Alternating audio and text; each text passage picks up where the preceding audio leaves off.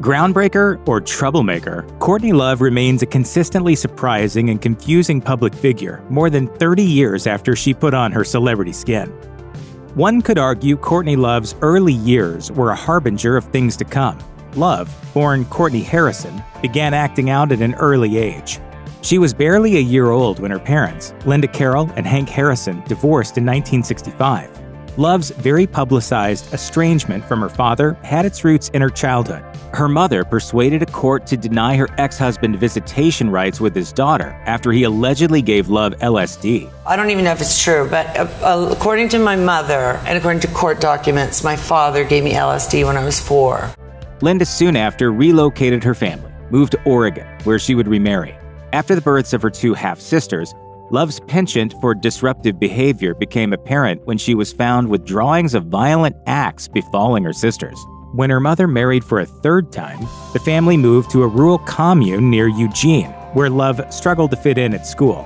Classmates called her Pea Girl because her parents didn't wash her clothes, and a therapist diagnosed Love with a low-level case of autism. When Love was 8, her mother and stepfather relocated to a sheep ranch in New Zealand, where Love's dark and disruptive behavior proved tough to manage. Over the next few years, Love was shipped back and forth between New Zealand and the States, depending on which caregiver was tired of dealing with her. Not to put too dramatic a thing on it, but it was a bit Dickensian, my childhood. In New Zealand, Love was enrolled in the Nelson College for Girls, a boarding school. She was eventually expelled, after which she was sent back to Oregon for the last time. In an interview with the Sunday Times, Love said, "I talked one of my mother's gurus, of which she had many, into letting me live with him. He got $3,000 a month from my trust fund, which he'd spend on boys, and I went to the junior high." While there, Love, then 13 years old, befriended some teenage sex workers. She explained, "They were so glamorous, I just wanted to hang out with them. I ended up going through the juvenile system with them because I got arrested shoplifting a Kiss t-shirt." You're just always getting into trouble. Someone's got to be the big up, right? At a juvenile prison to await her hearing, Love erupted when guards wouldn't allow her to watch a TV report of her arrest. She tore up a bedsheet, and when a judge heard her case, they dismissed the shoplifting charge but entered a guilty verdict for criminal mischief. The bedsheet was government property. Sentenced to 2 years probation, Love served time at 2 different juvenile correctional facilities, then successfully petitioned for legal emancipation at 16. She spent the remainder of her teenage years all over, including stops in Ireland, England, Taiwan, Spain, Alaska, and finally, Portland, where she worked as an exotic dancer despite being underage. To protect her identity, she adopted the name Courtney Love. Courtney Love's mother, Linda Carroll, was put up for adoption when she was an infant. It wasn't until adulthood that Love learned the identity of her biological maternal grandmother, novelist and Newbery Medal and National Book Award-winning children's book author Paula Fox. Love and Fox, who died in 2017, met each other once, but a relationship never developed. In 2013, Love talked about Fox with The Observer, saying, "Paula's absolute dislike of me is shocking and inexplicable." Love was right. Fox really didn't think much of her granddaughter, whom she'd categorized as an unlikable has-been, and she didn't hold back her opinion, saying, "She's awful, she's terrible." Courtney had her moment and was very strong, and she had enormous vitality, but that moment is gone. Love theorized that some of the tension between her and her grandmother came from Fox's inability or unwillingness to reveal the identity of Carol's father, or Love's grandfather. So she did some research and discovered that Fox was living with actor Marlon Brando at the time of her mother's conception. That was enough for Love to speculate that the star of The Godfather was her grandfather, explaining to The Observer, "If you look at me before my first nose job, I kind of look like Marlon Brando." While Love created Hole, it was a collaboration at first. The other original band members all received songwriting credits on the first album. But the band's name was Pure Love, inspired by a work of classical theater and a harsh comment from her mother. Hole referenced a line from Euripides' ancient Greek tragedy Medea, telling the BBC, "Medea killed her children, and apparently, there's different translations, but she said, 'There's a hole that burns right through me,' and she's talking about the void, the abyss that she feels and which needs to be filled, but she doesn't know what with. It's the void in all of us." Then there's something Love once heard from her mother. On Later with Jules Holland, Love revealed, "My mother's this kind of new age psychologist, and I said, you know, I had this terrible childhood," and she said, "Well, you can't have a hole running through you all the time, Courtney." Love taught herself to play guitar, but by the time she was playing at a professional level, she'd already been a member of several prominent rock bands.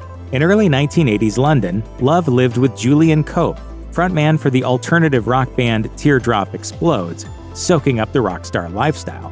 Then, in the summer of 1982, while living in San Francisco, Love caught a show by a new hard rock band called Faith No More, and, unimpressed with the lead singer, appointed herself the group's frontwoman. I demanded to be in their band, and then I broke a bottle over my head. That is the legend. I can't recall. The gig only lasted a few months, by mutual agreement. Faith No More didn't want to have the image of a chick singer anymore, and I was unhappy as hell. Love decided she wanted to belong to an all-female band, and moved on to Sugar Baby Doll with Kat Bjelland, who would later front Babes in Toyland. Around 1993, Linda Perry and Courtney Love were contemporaries. The former fronted the alternative rock-leaning band Four Non Blondes, a one-hit wonder with their single What's Up, while Love fronted Hole. Both would eventually take their careers into the pop realm. For her part, Love recorded the radio-friendly Hole record Celebrity Skin, and Perry became an in-demand songwriter for the likes of Pink, Alicia Keys, Gwen Stefani, and Christina Aguilera. The latter's self-empowerment ballad, Beautiful, hit number 2 on the Billboard Pop Chart in 2002, but that was after Perry refused to let Love record it. Speaking about Beautiful in an interview with Digital Spy, Love admitted, "In my entire life, I've never wanted a song fully rendered that someone else has written, ever, but I begged her for it." Love explained that Perry had waited more than a decade to record the song after writing it, and she went further, recounting Perry's argument against her, recalling, "She said to me at the time, 'You're not ready for top 40. You will be. You'll hate this song because you didn't write it.'" Brothers Jeff and Steve McDonald started a punk band as children in the late 70s, which in the 80s and 90s would evolve into the bubblegum pop meets hard rock band Red Cross, a fixture on the Los Angeles rock scene for years. The band bore some musical resemblance to Nirvana, and it also had the same manager. For those reasons alone, it's entirely possible that Red Cross may have enjoyed a bump in record sales or promotion to the mainstream. That is, until Courtney Love, whom the McDonald brothers had offended in the past, intervened. Stephen McDonald explained the riff in an interview with The Guardian, saying, "Flash forward to Nirvana being the biggest thing in the world. Okay, can we please go on tour with your band? We were told we couldn't because Courtney Love said we were mean to her when she was fat." Jeff McDonald chimed in to say that years before Love married Nirvana frontman Kurt Cobain, they routinely prank-called Love. He went on to explain, "But not about being fat, we didn't even know she was fat. But Love can't hold a grudge, and she made sure that Red Cross would never get to be Nirvana's opening act on tour." Kurt Cobain was hugely famous in 1992. His band, Nirvana, had kick-started the grunge revolution, and that year he married Love, who was a rising star. 6 months after the wedding, Love gave birth to their only child, a daughter named Frances Bean. In a 1992 Vanity Fair cover story, journalist Lynn Hirschberg wrote extensively about the couple's history of drug use and claimed Love had used heroin during her pregnancy. I have 28 stitches on this knee and 19 stitches on this knee, and that's just from falling out of bed on Seconal. Love had just given birth when the article came out. Child Services temporarily removed the newborn from her parents' care. The experience was traumatic for Love, who blames Hirschberg for Cobain's death by suicide. In 2011, Love raged to the fix, saying, "As a writer, wouldn't it be your worst nightmare if you drove someone to suicide? I hope so, because that's what Lynn Hirschberg did to Kurt, all right? She humiliated and emasculated him. She sent him over the edge." Nevertheless, Love admitted Hirschberg was correct. She had used heroin early in her pregnancy, but clarified, "I didn't even know I was pregnant at the time." Grief can manifest in any number of ways after a traumatic death, and after the suicide of her husband, Kurt, Love's grief sparked multiple acts of public rage and violence. Hole's album Live Through This hit stores exactly 1 week after Cobain died. Love was obligated to promote the record, which was widely critically acclaimed. But in the wake of the tragedy, she couldn't enjoy the moment of success she'd fought so hard to achieve. In the middle of an Australia-bound flight in January 1995, Love picked a fight with a flight attendant that was so serious the musician was arrested, arraigned, and sentenced to a month of probation. You know, I've been known to get in a brawl or two. Next, during a March 1995 Hole concert in Orlando, Love allegedly punched 2 teenage fans, although criminal charges were later dismissed. Hole headlined the July 1995 iteration of the Lollapalooza Traveling Alternative Rock Festival, but during the first stop in Washington State, Love attacked Bikini Kill singer and close friend of Cobain, Kathleen Hanna, punching her on stage. Police issued Love a criminal citation with a charge of 4th-degree assault. Courtney Love and Kurt Cobain were the king and queen of 90s grunge. Their well-documented marriage began with a Hawaiian beach wedding in February 1992 and ended with Cobain's death in April 1994. It wasn't Love's first marriage. In the late 1980s, Love was briefly married to indie rock musician James Moreland. It ended in an annulment after Love told Moreland that she'd hire people to assault him if he didn't do exactly what she said. Love may have also set his bed on fire. She later admitted the marriage had been a bad idea. Then, in 2010, Love got involved with art broker Henry Alsop, the godson of Camilla Parker Bowles, the future Queen Consort of England. First, Mandrake, a gossip column in The Telegraph, criticized the relationship. Then, Love tweeted photos of herself taken in Alsop's home. Soon after, Alsop broke up with Love. She confessed to Vanity Fair. The royal family was terribly worried. One of the next big things in 90s music after the quick arrival and slow descent of grunge bands like Hole were punk and ska-influenced rock groups like No Doubt. In 2004, Love picked a fight in the press with No Doubt's frontwoman, Gwen Stefani. While ruminating on the nature of celebrity in an interview with 17, Love called out Stefani, saying, "Being famous is just like being in high school. But I'm not interested in being a cheerleader. I'm not interested in being Gwen Stefani. She's the cheerleader, and I'm out in the smoker shed." Stefani responded with both words and music. In 2005, she told NME, "Someone one time called me a cheerleader, negatively, and I've never been a cheerleader, so I was like, okay, you. You want me to be a cheerleader? Well, I will be one then." All I'll say is, I won. That's all I'll say. This bananas. Stefani's cheerleader chant-inspired Holla Back Girl topped the Billboard pop chart. 5 years later, Love injected new energy into the dispute when, during an appearance on The Howard Stern Show, she claimed to have had a relationship with Bush singer Gavin Rossdale while he was married to Stefani. After earning both celebrity and artistic cred with the critically acclaimed Hole album Live Through This, Love switched things up. She went from guitar-slinging grunge icon to glamorous Hollywood movie star, earning rave reviews and awards buzz for late 90s biopics The People vs. Larry Flynt and Man on the Moon. Love wasn't new to acting. A decade before she found success with Hole, she'd appeared in many small independent film projects. Upon collaborating with experimental filmmaker George Kuchar, Love was cast in a small role in the Sid Vicious biopic Sid and Nancy, having failed to win the role of Nancy Spungen. That film's director, Alex Cox, gave Love a leading role in his 1987 movie Straight to Hell. Around the same time, she played a bride in the video for the Ramones' I Wanna Be Sedated. Love worked with Edward Norton on the 1996 movie The People vs. Larry Flynt, during which, according to Love and various tabloid magazines, they started a relationship. However, according to Norton, they did no such thing. In a 1997 profile and interview, Norton clarified, "Courtney is a friend of mine, who I am not going out with, who I am not romantically involved with but worked with on a film." But in a 2003 Vanity Fair interview, Love begged to differ, saying that she and Norton carried on a romance for 4 years, which ended around 2001. Love confided, "I love Edward so much, I dumped him for a movie role. If that isn't shallow, I don't know what is." At the time, Love claimed to have named Norton as the sole beneficiary in her will, and also got in a few low blows toward Norton's next partner, Salma Hayek.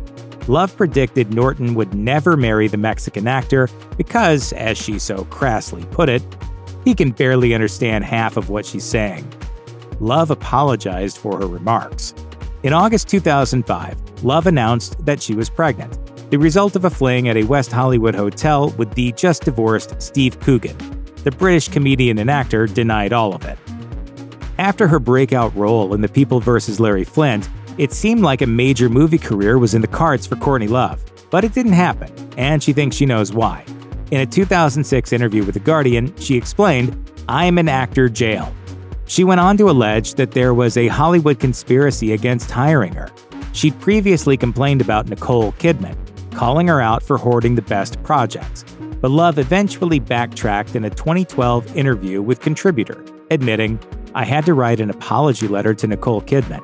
Love confessed that Kidman had gotten cast in a role Love had been vying for, saying, "Not getting Moulin Rouge broke my heart." She also told The Guardian that she'd had to send an apology note to Steven Spielberg, who had been preparing to make a movie about a rivalry between 19th century actors in which Love wanted a role, admitting, "I knew I had to apologize for past transgressions."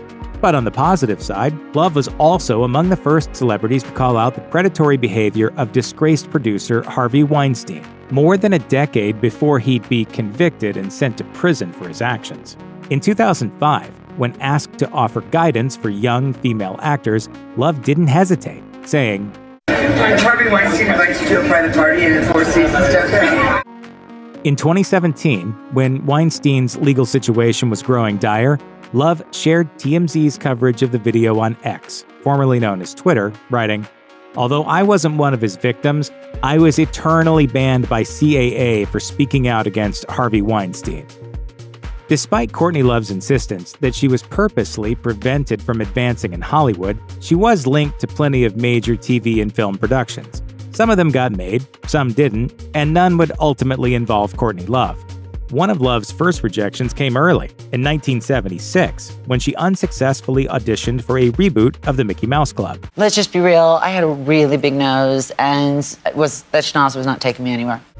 More than 2 decades later, Love told the Marc Maron podcast that she'd landed the role of Marla Singer in Fight Club, then lost it to Helena Bonham Carter. Love claimed she'd been fired because she wouldn't sign off on co-star Brad Pitt to play Kurt Cobain in a planned biopic. In 2002, entertainment news outlets confirmed Love's assertion on Hull's internet message boards that she'd soon appear before the cameras in an adaptation of William Shakespeare's tragedy, Macbeth. By the pricking of my thumbs, something wicked this way comes. Love was to play the tormented Lady Macbeth opposite Scottish actor Peter Mullen in a film adaptation by first-time director Vincent Regan. Unfortunately, the project fell apart and was never made. Similarly, a Janis Joplin biopic, in which Love was offered the title role, never materialized. In 2013, Love told Wonderland that she was asked to join a TV talent show as a judge and mentor, although she didn't actually name the series, another gig that never panned out. The grunge rock movement of the 1990s inspired the fashion of the era almost as much as it did the music. Washington State-based bands like Pearl Jam and Nirvana started the trend of wearing loose plaid shirts and Doc Martens boots, while countless young women emulated Love's entire look. Central to her style was her signature slip, just a slip worn on its own. This trend has also been attributed to a famous fashion house, but Love insists on claiming credit. Speaking with Interview in 2019, Love reflected, "History is funny. I would say that Calvin Klein didn't actually invent slip dresses as outerwear in '91. I did, at least more than him." Also characterized by short baby doll dresses and other pieces commonly worn by children, the whole Love style had a name. Love explained, "It's called Kinderwhore, which is a word I made up in '90 or '91. The drag queens taught me, it's all just drag. Whether you're a man or a woman, it's drag." Fashion designer Don Seymour Kier made some clothes for Courtney Love in the late 2000s. Love accepted the items and wore them, after which the designer asked her to pay for the clothes, which amounted to several thousands of dollars. In response, Love refused to pay the bill and then took to X, Etsy, and MySpace to deliver a word assault on Seymour Kier. Love accused the designer of using her rock star status to advance her own career, then called her, quote, a drug-pushing prostitute who had previously faced accusations of assault and once had the courts remove her child from her care. Seymour and Keir sued Love on the grounds that the disparaging tweets constituted defamation. The designer argued that Love's substantial fame and social media following in the tens of thousands negatively impacted her career. I'm the first person to go on trial for defamation of a tweet. It's called Twibble. In 2011, Love and Seymour and Keir settled the suit, with Love making a $430,000 payout to the designer. 3 years later, Love settled a second defamation suit brought by the designer after Love again took to X to taunt the designer. Following the suicide of Kurt Cobain in 1994, Love was accused of having something to do with her husband's death. Why do you think that everyone thinks you're the good one and I'm the bad one? Because I know how to use my illusion.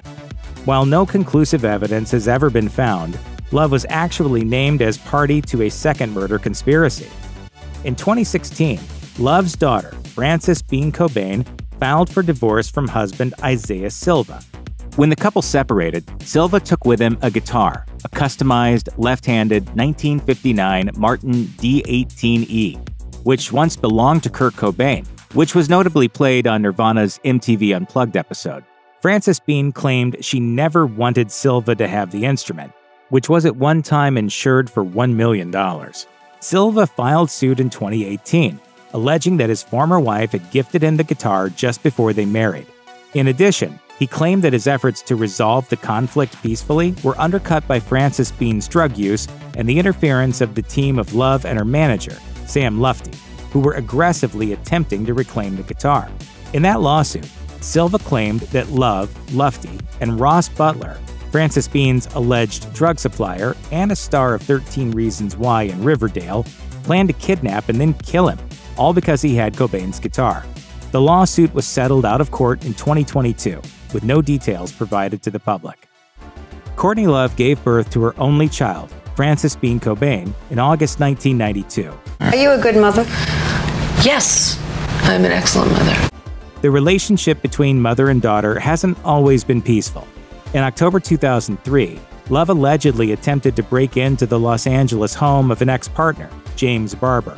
She was arrested and charged with being intoxicated with a controlled substance.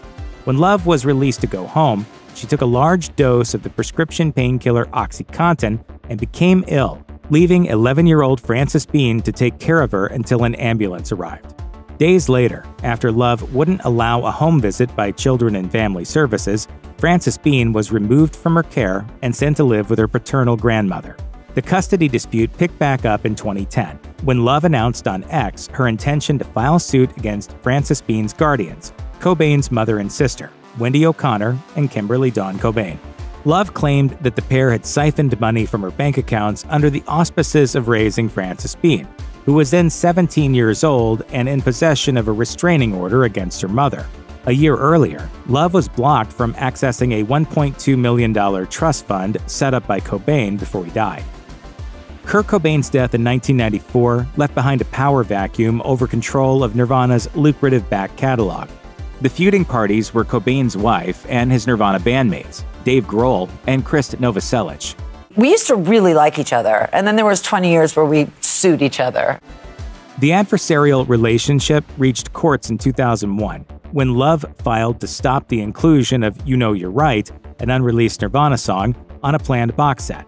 She also wanted to eliminate an existing group arrangement over the rights to Nirvana songs, asking a judge to give her full control over her late husband's catalog.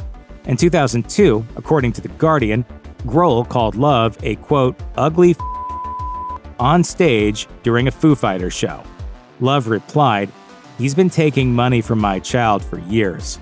Later that year, the legal matters were settled, and You Know You're Right was released, but the frustration continued. And in 2012, Love suggested on X that Grohl had attempted to romance her daughter. But 2 years later, in 2014, on the occasion of Nirvana's induction into the Rock and Roll Hall of Fame, Love and Grohl embraced on stage. Love explained on Jimmy Kimmel Live that her feud with Grohl was over, and, bizarrely, that it ended over a mutual appreciation of attractive celebrities and sex workers. They bonded over an unnamed female actor's physical attributes in particular. At one point when she was 20, they were the sexiest boobs in Hollywood, yeah. And, to top it all off, no pun intended, apparently, Grohl and Love had a long-term bet over which one of them could seduce the most exotic dancers.